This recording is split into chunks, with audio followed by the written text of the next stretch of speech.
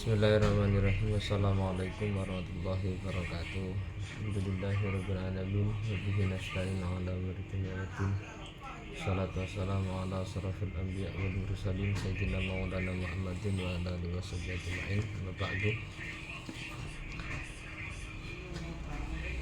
Perkenalkan, nama saya Ahmad Syaihu. Saya dari kampus Kiai Syarifuddin Lumajang.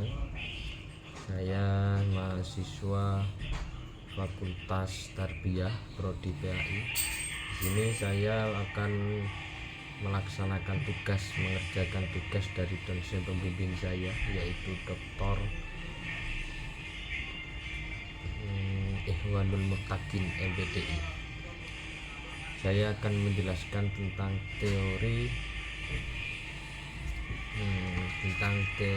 behavioristik dan juga teori konstruktivisme. Nah, apa teori belajar itu? Jadi belajar itu bisa kita pahami bahwasanya belajar itu adalah proses usaha yang dilakukan oleh individu atau seseorang untuk perubahan dari tidak tahu menjadi tahu. Itu belajar. Kemudian teori belajar ini adalah suatu teori yang mana teori yang di dalamnya itu terdapat suatu cara pengaplikasian kegiatan belajar mengajar antara guru dan siswa. Jadi yang di teori itu bisa kita pahami bahwasanya teori itu adalah di sana itu terdapat cara pengaplikasian kegiatan belajar mengajar antara guru dan juga siswa. Perancangan metode pembelajaran yang akan dilaksanakan di kelas maupun di luar kelas itu adalah teori belajar. Jadi bisa pengaplikasian terhadap kegiatan belajar mengajar ataupun metode belajar mengajar yang akan disampaikan ketika di kelas ataupun di luar kelas. Kemudian apa teori behavioristik itu? Ini kita akan bahas sedikit tentang teori behavioristik. Teori behaviorisme atau teori behavioristik menurut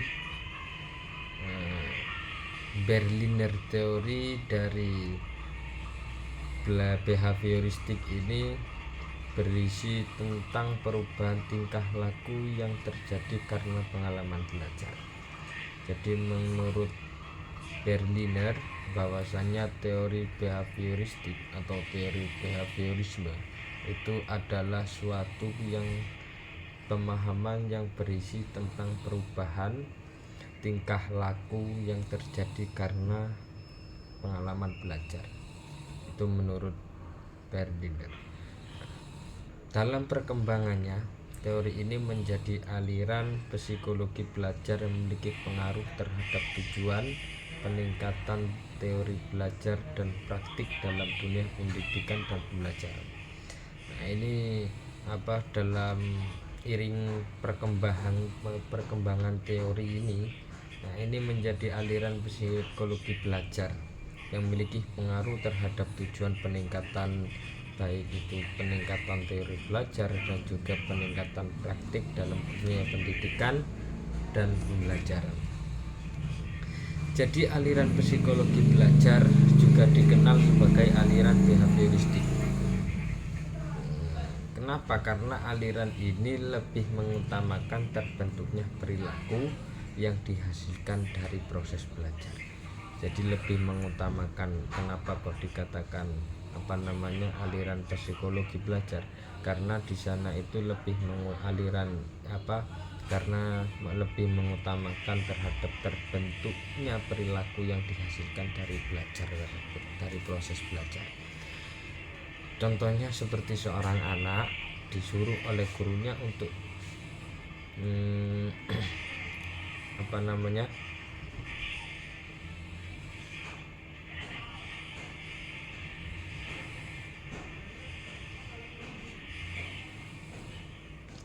seperti seorang guru disuruh seorang murid yang disuruh oleh gurunya untuk mengerjakan atau menghafal pelajaran seumpamanya. Kemudian keesokan harinya anak ini belum menghafalkannya dan disuruh berdiri di depan kelas oleh guru. Nah, kemudian anak itu akan merasakan sedikit perubahan dalam perilakunya. Kalau saya tidak hafal lagi, maka saya akan berdiri lagi. Kemudian dia itu akan meningkatkan lebih meningkatkan untuk menghafalkannya atau mengerjakan tugas dari seorang guru. Jadi perubahan perilaku, terbentuknya perilaku yang seperti itu yang disebut dengan teori behavioristik, karena teori ini lebih menuju kepada terbentuknya perilaku daripada proses pelajaran. Kemudian kelebihan dari teori behavioristik ini adalah pendidik tidak hanya memberi ceramahan, tetapi melalui instruksi singkat yang diikuti, beberapa contoh baik yang dilakukan sendiri maupun secara simulasi. Dengan demikian peserta didik akan lebih paham. Kekurangan dari teori ini adalah teori ini memandang belajar sebagai kegiatan yang yang secara langsung itu melalui perubahan sikap atau tingkah laku. Jadi kelebihannya itu adalah seorang pendidik itu tidak hanya memberikan ceramahan saja, tapi dia itu bisa memberikan contoh atau instruksi yang akan diikuti, yang dilakukan sendiri maupun secara simulasi. Itu kelebihannya. Nah, kemudian itu sekilas pembahasan kita terkait teori behaviorisme. Kemudian teori konstruktivisme. Apa sih teori konstruktivisme itu?